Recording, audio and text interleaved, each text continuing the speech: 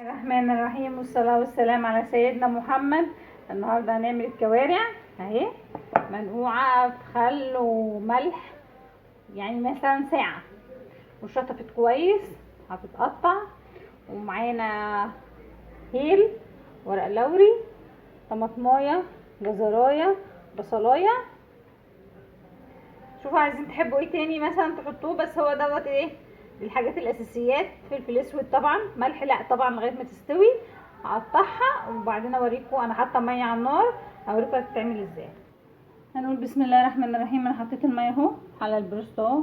بصراحه هتسعفني في الحاجات دي، لان الحاجات دي بتاخد سوا، او هي ممكن تبقى صغيره ما تاخدش سوا كتير، بس برضو بتاخد ايه يعتبر نص المده في الحله دي. هنعمل ايه؟ احنا غسلناها طبعا تقطيع كروكي كده، هتتقطع تاني. هنحطها كده، الميه طبعا سخنه، بس انا عشان ايه مخليتهاش تغلي عشان اعرف ايه هقفلها. اهي الكوارع بتاعتنا، ولا نروح بقى حتت واهي حاجات الخضار اللي احنا هنحطه: الهيل والورق اللوري وشوية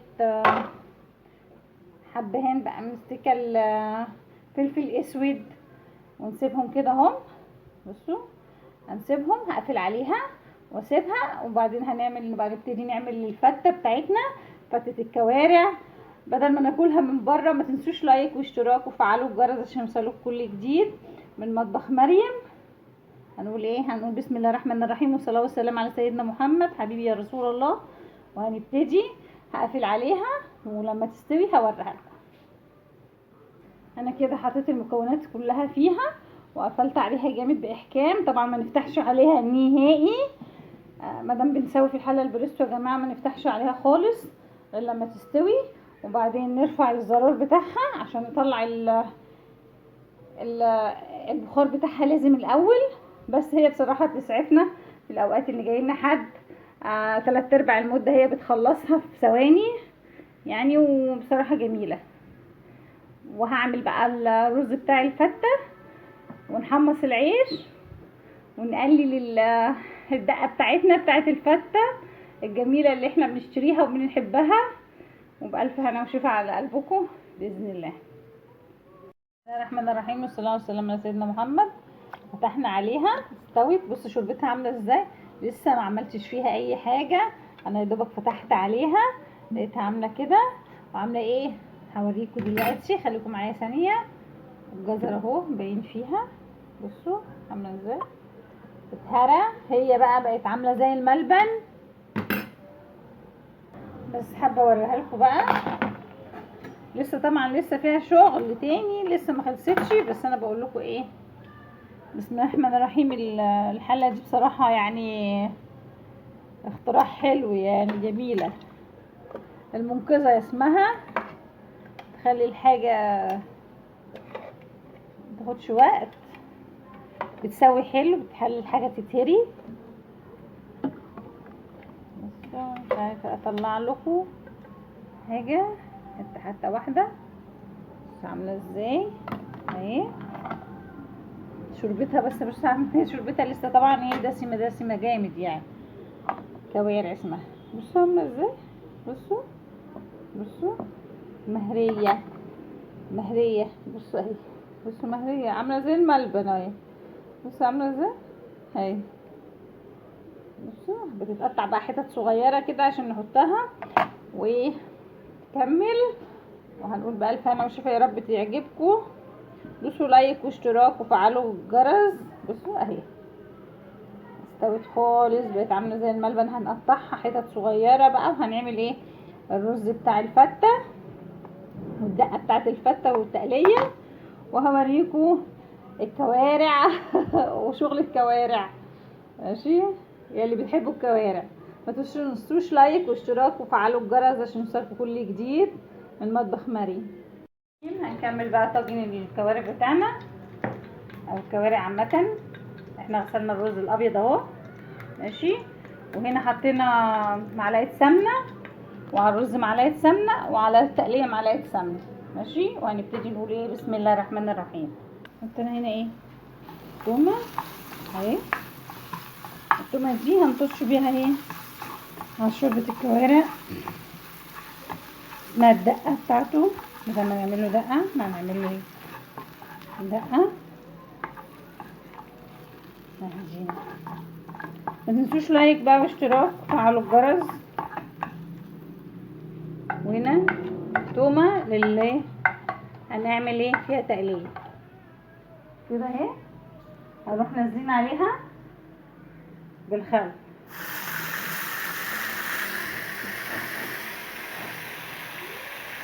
وحطينا كده اهي شويه كمون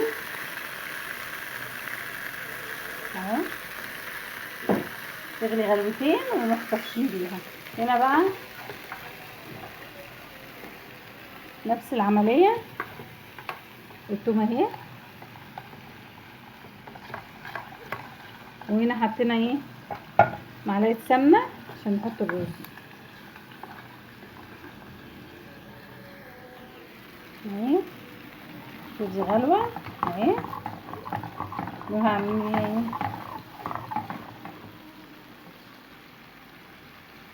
طيب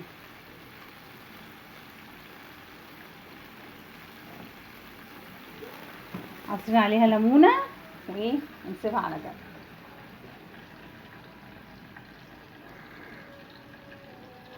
ممكن ايه نتفلحص كده وناخد شويه كده نحطهم هنا في الشوربه. نيجي هنا بقى التقليه بتاعتنا اهي، التسبيكه او الصلصه بتاعت الفته بتاعت التومه. ريحه الخل بقى في الدقه جميل قوي يا جماعه. لسه هنعمل له ايه هنعصر فيه ليمون اهي كده برضو نفس العمليه. هنجيب شويه ايه معلقه خل نروح حاطينها كده، وبعدين ننزل عليها طماطم ايه بتاعتها الطماطم اللي احنا هنحطها على الوش خلاص اهي. نحط بقى ايه شويه برضو كمون، احنا نسيبها تاخد وتدي مع بعض، ونبتدي ايه نشوف هنعمل الرز. احنا ايه هنعلي كده، حطيت ايه معلقه السمنه وعليها مكعب ماجي، بيدي طعم بصراحه للرز حلو. بصوا بس ما تحطوش كده، لازم ايه تنزلوه الاول ويفك الاول كده لو فوريه ماشي اهو. وبعدين ايه الرز بتاعنا اللي احنا غاسلينه نحطه، وحاطين الكاتل على ميه ايه ميه سخنه اهي. حطينا ايه شويه ملح صغيرين على الرز بتاعنا بتاع الفته.